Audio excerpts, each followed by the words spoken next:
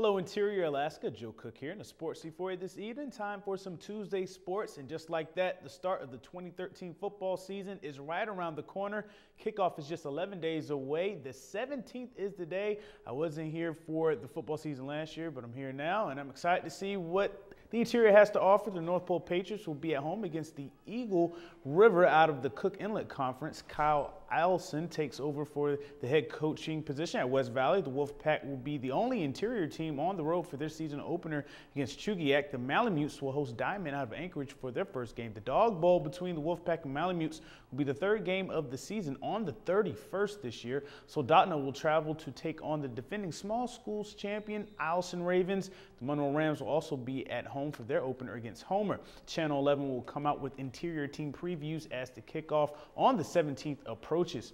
It's just 5 months and 28 days away, but the Yukon Quest has some legs already. As far as behind the scenes, those familiar faces with the race will return. For instance, last year's race marshal, Doug Grillio, will return as race marshal for the 4th time. He was race marshal in 2008, 2009, and in 2013. Dr. Kathleen McGill will come back as head veterinarian. She has been volunteering as head vet for 5 years now. Marty Stury can't seem to sit still, and she will come back to the quest.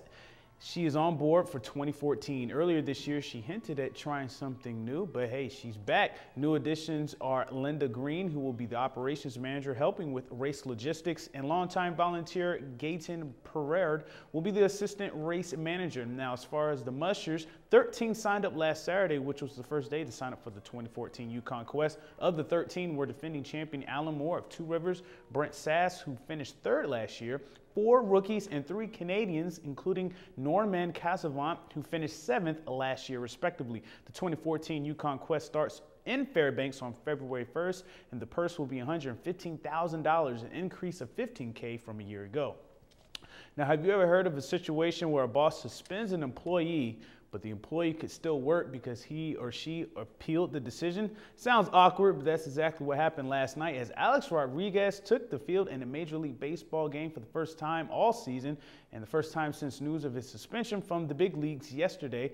But Rodriguez is appealing that suspension, which is why he can still play.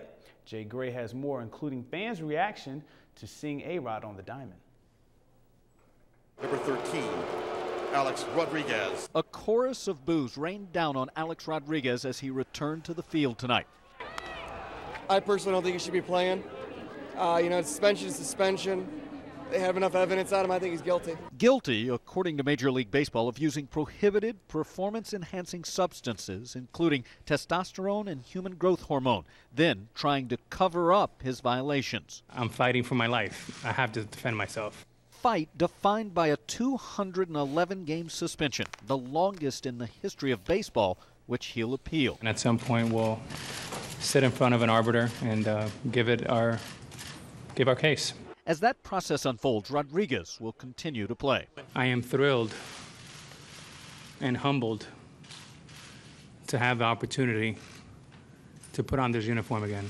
In a written statement, Baseball Commissioner Bud Selig said, quote, "Performance-enhancing drugs will not be tolerated in our game." I would characterize this as extremely harsh, both by baseball's past experiences with steroid users, but also setting a precedent, and baseball sending a message saying that they really want to clean up this game. Another dozen players, including All-Stars Nelson Cruz and Johnny Peralta, have agreed to 50-game suspensions for their alleged use of PEDs. And while Rodriguez is still on the field, for many fans, his presence there means the focus in baseball will be on everything but the game.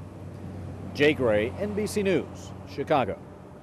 And finally tonight, we bring you an update on Kelly Carr and her run from Fairbanks to Anchorage. Carr is running in the American Cancer Society's Running Down a Dream venture to help raise money. Her run is dedicated to her father, Steve Carr, who passed away in April.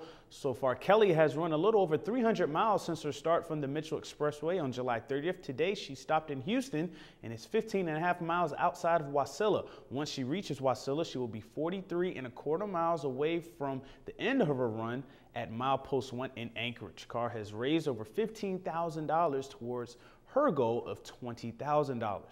And that'll do it for sports tonight. Thanks for rocking with me for a little while. Your full weather forecast is coming up next, and we'll catch you next time.